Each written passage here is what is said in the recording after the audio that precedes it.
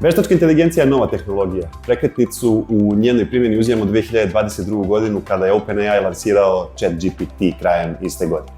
ChatGPT je postao najbrže rastuća aplikacija u istoriji, dostigavši 100 miliona korisnika za samo 2 meseca. Ipak, kao takva tehnologija je relativno nepoznata i neistražena, a njeni kapaciteti u praktičnoj primjeni još uvek nisu ni približno iskorišćeni. Sam Altman, direktor OpenAI-a koji je vlasnik ChatGPT-a, nedavno je ukazao na to da način i primjeri na koji danas koristimo veštačku inteligenciju jesu daleko ispod njenog punog potencijala. Većina nas je u neizvesnosti i ovim velikim potencijalima ove tehnologije već stigla da se zapita da li će nas veštačka inteligencija zameniti, koje alate da koristimo i ipak preskočili smo izgleda ono najvažnije, a to su osnove. A osnova je razumevanje tehnologije, načina na koji ona funkcioniše i pravilan pristup korišćenja isti. To znači jasan mindset, realna očekivanja i nekoliko praktičnih principa koje će napraviti razliku u korišćenju i u kojima ćete uspjeti da izbjegnete frustracije. Ovi principi nisu teorija, ovo pričamo iz naše prakse i zato danas ove principe delimo sa vama kao pripremu i način na koji možete da pristupite ovim alatima i koje će vam omogućiti efikasnije rezultate. Alati takozvane generativne veštačke inteligencije poput ChatGPT-a, Gemini-a, Copilota funkcionišu po principu takozvanog promptovanja.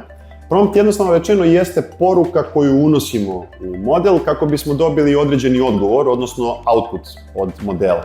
Zato je za početak bitno razlikovati prompt crafting od prompt engineeringa. Prompt crafting je kada se igramo sa alatom, postavljamo nasumična pitanja i nadamo se najboljem mogućem odgovoru. Sa druge strane, prompt engineering jeste tehnika, definisana struktura i set pravila u okviru kojih precizno definišemo zahtev. Dajemo ulogu, kontekst, ton, strukturu, cilj, dužinu, pa čak i stil odgovora koji očekujemo od ovih modela. Od kvaliteta i strukture ovih promptova zavisit će i odgovor, odnosno kvalitet outputa koji dobijamo od njih. Garbage in, garbage out. Zato izbegavajte prompt crafting, već se pridržavajte tehnika prompt engineeringa. Dakle, clarity in, clarity out. Mnogi korisnici i dalje instinktivno očekuju da AI razume ono što nismo eksplicitno rekli, ali modeli poput ChatGPT-a ne čitaju misli. Oni funkcionišu na osnovu predikcije, statistički procenjuju šta je najverovatniji odgovor na osnovu onoga što smo uneli. Drugim rečima, ne postoji razumevanje u ljudskom smislu, postoji verovatnoća. Zato je jasnoća vašeg inputa ključna.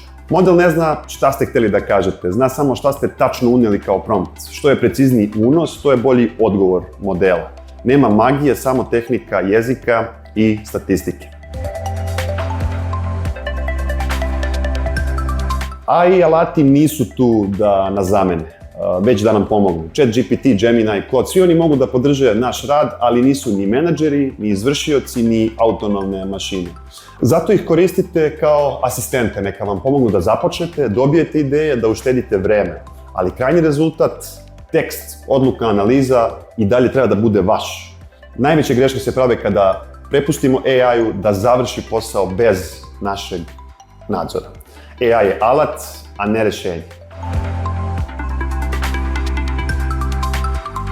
Kada treba uključiti AI u proces? Naš zaključak iz svakodnevne praktične primjene jeste ne odmah, ne na samom početku. Najbolji rezultati dolaze kada već imate osnovnu ideju, pretpostavku kada ste prvo razmislili sami, postavili pravac, ciljeve, kontekst i strukturu. Tek tada uključite AI alat kao pomoć. Ako krenete od prazne strane i prepustite sve AI-u, rizikujete da vas odvede u nekom potpuno pogrešnom pravcu ili da ostanete na površnom nivou razmišljanja. Zato vi i ljudska inteligencija prvo, a AI nakon toga.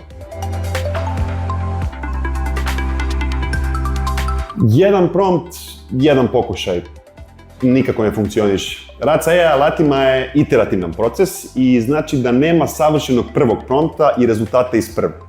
Svaki rezultat je prilika da vidite šta treba precizirati, proširiti ili možda čak i skratiti.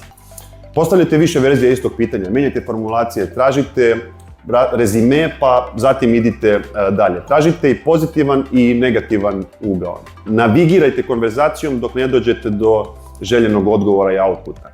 Instruišite dalji model u odnosu na odgovore koje dobijate, ukažite na delove odgovora na koje možda niste zadovoljni i dajte modelu dodatne instrukcije i objašnjenja. Što više testirate, bolje ćete razumeti model, a što bolje razumeti model, model će bolje razumeti i vas i vaši rezultati će biti tačniji, precizniji i bolji. Ako vam je ovo bilo korisno, zapratite naše kanale za još praktičnih savjeta o korištenju AI. Pišite i šta su vaše iskustva i koje teme u praktičnoj primjeni veštačke inteligencije biste volili da vidite, čujete ili da o njima više naučite.